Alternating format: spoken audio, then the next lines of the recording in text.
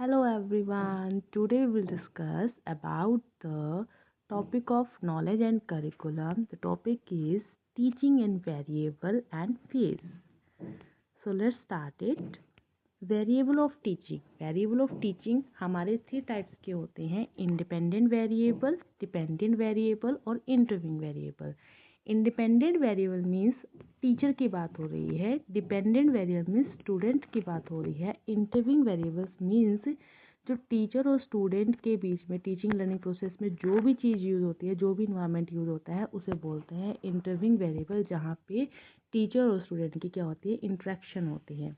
Okay, let's start it. Independent variable, ठीक है। Independent variable मैंने क्या कहा है, इंडिपेंडेंट वेरिएबल मतलब जो जिससे क्या हो, जो किसी पे डिपेंड नहीं हो, ठीक है। अब डिपेंड कौन नहीं होता टीचिंग लर्निंग प्रोसेस में, टीचर, ठीक है। सो independent variable, the process of teaching centre around the teacher, कि जो भी हमारी टीचिंग होती है उसका जो सेंटर पॉइंट होता है वो होता है टीचर, ठीक है। टीचर जो होता है वो मतलब कि टीचिंग के प्रोसेस को स्टार्ट करता है। अगर टीचर टीच करता है तभी तो लर्नर लर्न करता है ना। तो the learner and the teaching learning situation, वही आ गया independent, dependent and the intervening variable. The teacher act as a planner, जो टीचर होता है वो क्या क्या करता है, प्लानिंग करता है प्रॉपर, किसको क्या पढ़ाना है, कौन कौन से गोल अचीव करने हैं इसके थ्रू, ठीक है। कैसे उसको लीड करना है, कैसे अपनी क्लास को कंट्रोल करना है, तो वो हर एक चीज़ जो मतलब करता है, तो वो टीचर फ्री होकर करता है कि हाँ मुझे चीज़ ऐसे करनी है, ऐसे करनी है, मुझे ऐसे बच्चों को सिखाना है, ठीक है। तो वो इंडिपेंडेंट होता है। He has a freedom to perform the activities for providing the learning experience to the people, कि उसको फ्रीडम होती है कि वो एक्टिविटीज़ परफॉर्म कर सकता है जिससे मतलब कि वो बच्चों की लर्निंग को अफेक्टिव कर सके, ठीक है।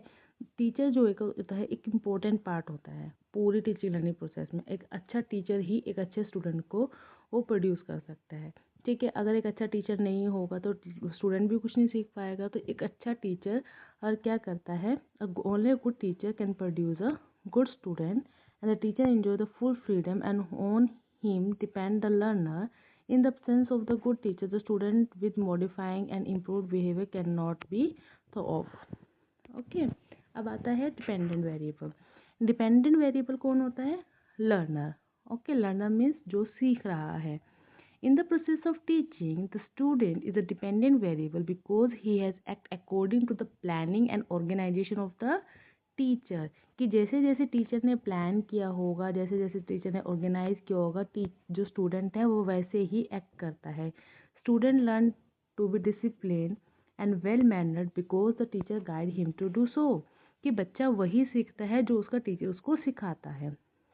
ओके, नेक्स्ट आता है आपके पास इंटरव्यूइंग वेरिएबल। इंटरव्यूइंग वेरिएबल्स क्या होता है कि जब स्टूडेंट और टीचर्स के बीच में क्या होता है, इंट्रैक्शन होती है। इंट्रैक्शन किसके थ्रू होगी, इंटरव्यूइंग वेरिएबल्स के थ्रू, ठीक है। जो इंटरव्यूइंग वेरिएबल्स होता है वो आपके पास टीचिंग मेथड्स हो सकते हैं, कंटेंट हो सकता है, और जो टीचिंग एड्स हो सकते हैं, टेक्टिक्स, स्ट्रेटजीज, जो भी आप टीचिंग के लिए यूज़ करते हो, टीचिंग लर्निंग के लिए तो यूज़ करते हो, वो सब मतलब कि क्या आता है आपके पास, इंटरव्यूइंग वेरिएबल्स आता है, चाहे वो क्लासरूम का इन्वायरमेंट हो, ठीक है।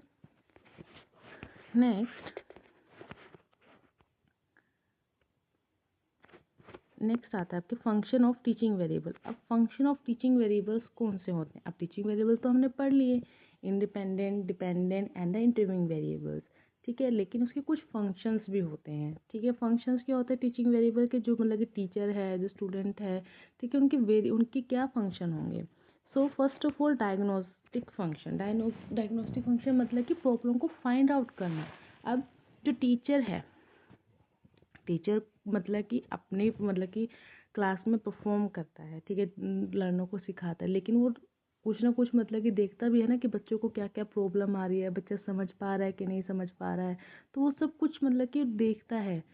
जैसे कि the teacher as and the independent variable is more active in the function, कि जो टीचर होता है वो टीचिंग लर्निंग प्रोसेस में वो एक्टिव होता है। वो क्या होता है, एक्टिव होता है, he has to diagnose the entering behaviour of the learner, कि जब बच्चा एंटरिंग बिहेवियर क्या होता है कि जब बच्चा क्लास में एंटर करता है तो टीचर फाइंड आउट करता है कि टीचर का जो लर्नर है उसका एंटरिंग बिहेवियर कैसे, मतलब कि उसकी नॉलेज कितनी है, उसकी कैपेबिलिटीज़ कितनी है, क्या उसको समझ आ रहा है क्या नहीं आ रहा, मतलब कि उसकी नॉलेज कितनी है, तो उसको सब कुछ मतलब कि एंटरिंग बिहेवियर मतलब कि उसको कितनी नॉलेज है उसके बारे में जो उसको सब्जेक्ट पढ़ा रहे हैं, बच्चा कैसा है कैसा नहीं है, गुड मैनर्स वाला कि नहीं, वो सब मतलब कि उसमें जो टीचर है वो ऑब्जर्व करती है उस चीज़ को। He has also to find out the structure of the content of the writing of the teaching objective behavior term। जो टीचर होता है जब भी टीचिंग ऑब्जेक्टिव लिखता है वो बिहेवियर टर्म में लिखता है, वो देखता है कि हमें मतलब कि कौन सा स्ट्रक्चर इसका मतलब कि वो क्या करता है फाइंड आउट करता है structure of content of writing कि टीचिंग ऑब्जेक्टिव को हमें बिहेवियर टर्म में कैसे लिखना है। The teacher comes to know fully about the behavior of the learner, so he is able to proceed teaching working according to the requirement of learner।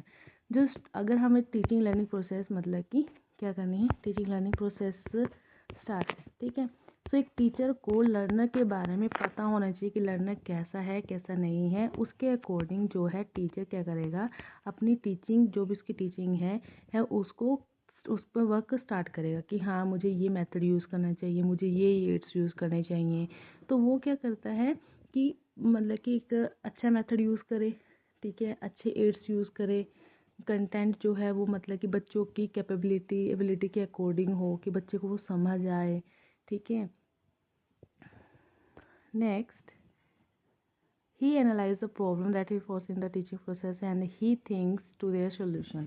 कि अब जो टीचर है, ठीक है, टीचर टीच कर रहा है तो ये भी देखता है कि बच्चों को क्या क्या प्रॉब्लम आ रही हैं, अब वो प्रॉब्लम क्यों आ रही है, मैं उसको कैसे मिनिमाइज़ कर सकता हूँ या कर सकती हूँ। सो टीचर क्या करता है डायग्नोज करने की कोशिश करता है कि बच्चों की प्रॉब्लम्स क्या क्या हैं, उनको डायग्नोज करने की कोशिश करता है जिससे बच्चे की जो लर्निंग प्रोसेस है वो अच्छी हो सके, ठीक है।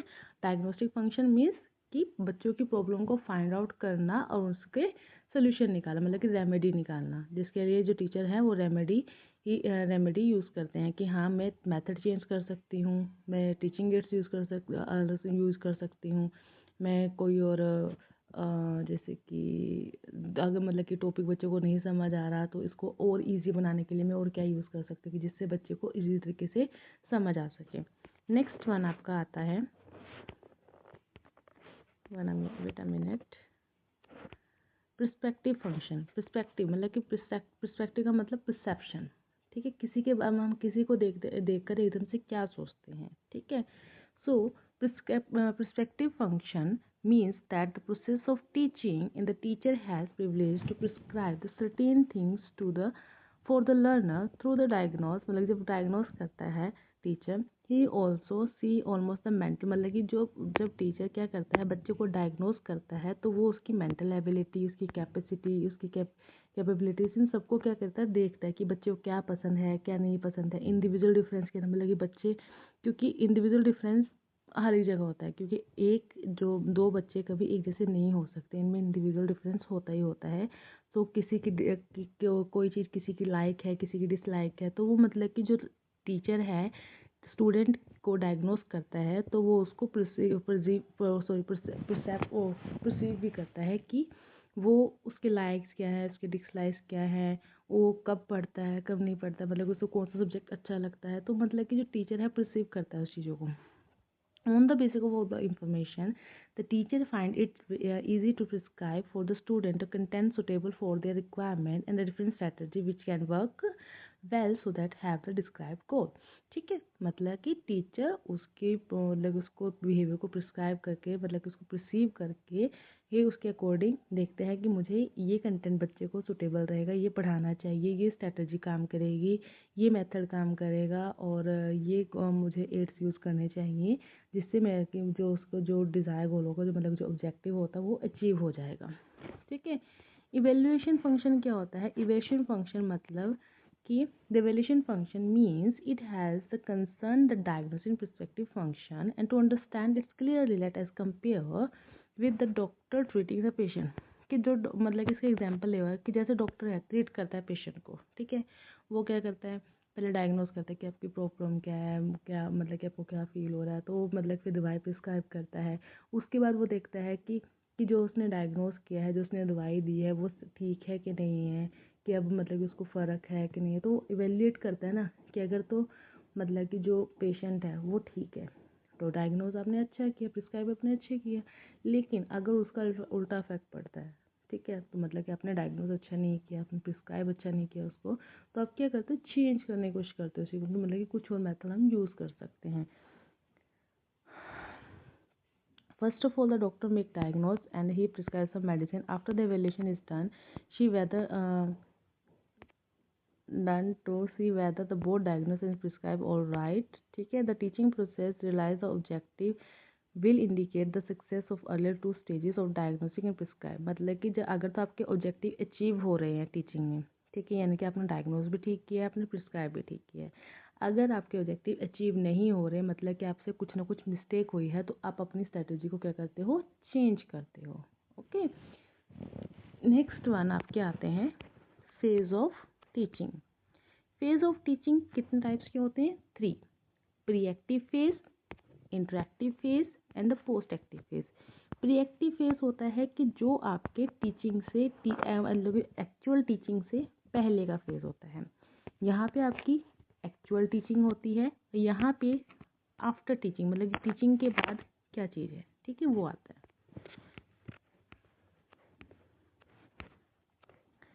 The pre-active phase. The pre-active phase, as the name implies, is concerned the preparation of teaching. कि आप यहाँ पे टीचिंग के लिए प्रिपेयर करते हो, तो इसे हम प्लानिंग स्टेज भी बोलते हैं और प्रिपरेशन स्टेज भी बोलते हैं, ठीक है, planning stage and the preparation stage.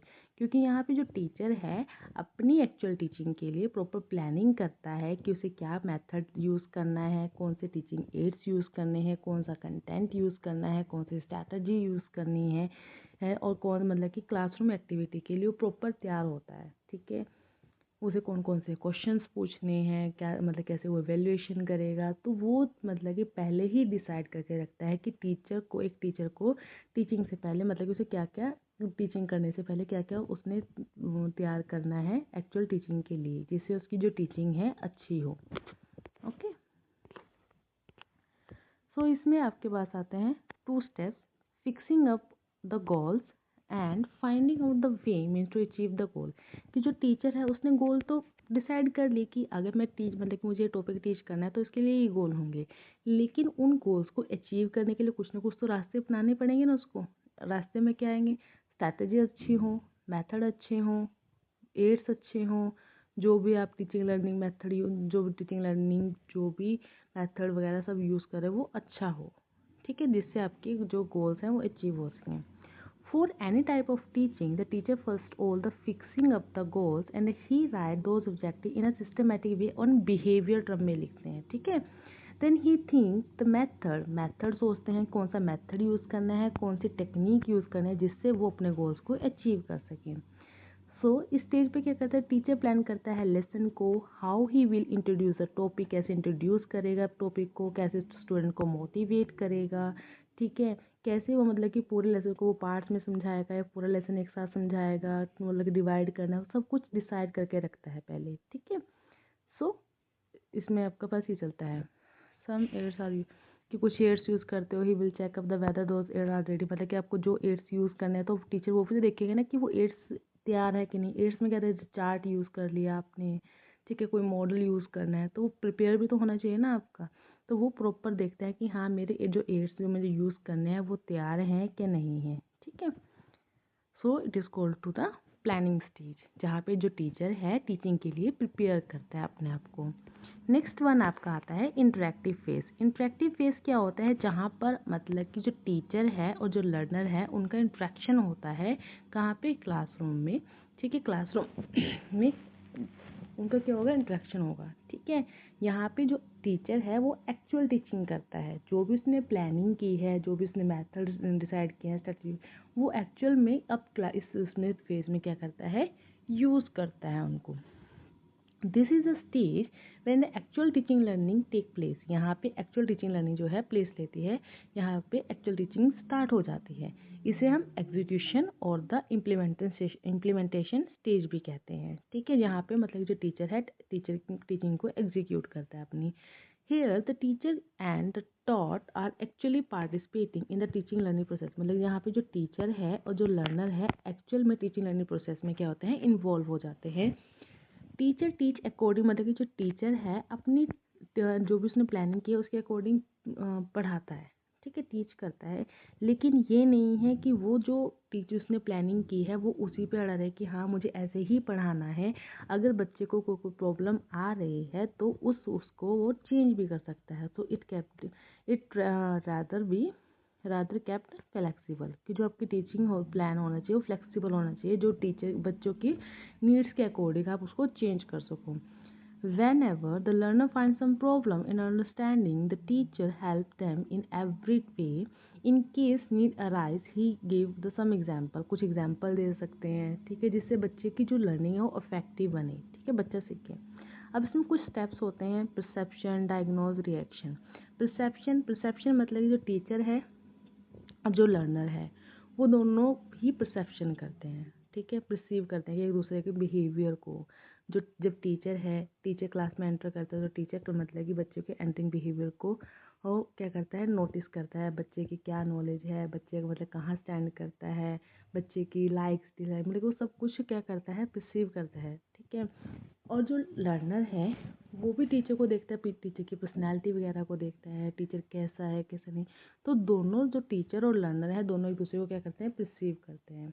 अब डायग्नोज मतलब कि जो टीचर है वो देखता है कि बच्चे को कहाँ कहाँ प्रॉब्लम आ रही है, किस बच्चे को कहाँ प्रॉब्लम आ रही है, ठीक है, बच्चे को कैसे समझ आएगा, और बच्चा ये चीज़ समझ नहीं पा रहा तो वो समझता है.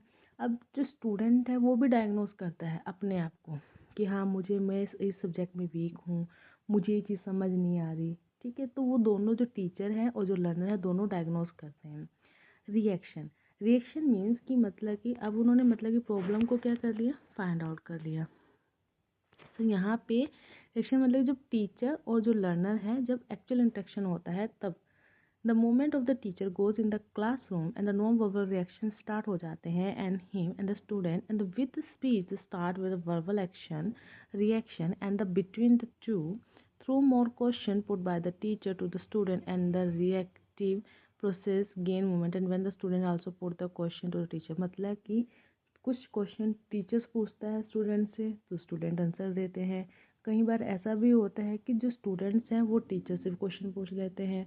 तो वो क्या होता है, मतलब कि टीचर कैसे रिएक्ट करता है क्वेश्चंस पे और जो स्टूडेंट्स है वो कैसे रिएक्ट करता है. Last one phase is post active phase.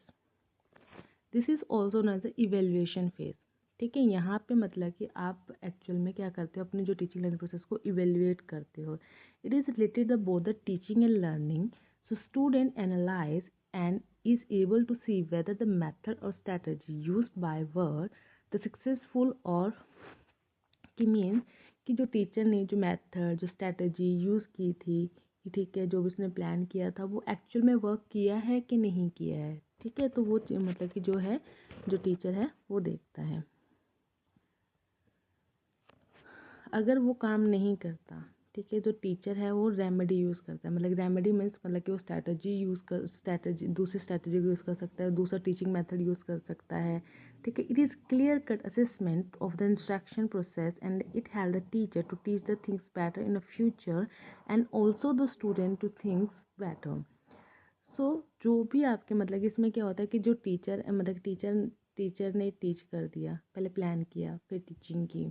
अब उसे देखना है कि जो मतलब कि जो मैंने गोल डिसाइड किए थे वो मेरे अचीव हो रहे हैं या नहीं के हो रहे हैं. तो वो इवेल्यूशन से उनके थ्रू पता लगाएगा ना. तो वो चाहे टेस्ट ले सकता है, कुछ भी कर सकता है, मतलब कि टेस्ट ले लिया, चाहे ओरल टेस्ट ले लिया, रिटन टेस्ट ले लिया, बच्चों से ऐसे क्वेश्चन पूछ लिए ऑलरेडी. सो वो देखना चाहते मतलब अगर टीचर मतलब कि इवेल्युएट करता है बच्चों को कि बच्चों ने मतलब कि जो उसने सिखाया सीखा है नहीं है, तो उसके बेस पे जो टीचर है डिसाइड करता है कि उसका ऑब्जेक्टिव अचीव हुआ है कि नहीं हुआ. अगर नहीं हुआ तो उसे अपने मेथड अपनी स्ट्रैटेजी अपने एड सब कुछ क्या क्या चेंज करने पड़ेंगे according to the need of the students. ठीक है. So it's all about the teaching phase and the variables of teaching. Thank you so much for watching my video. Please like, subscribe my channel. Thank you.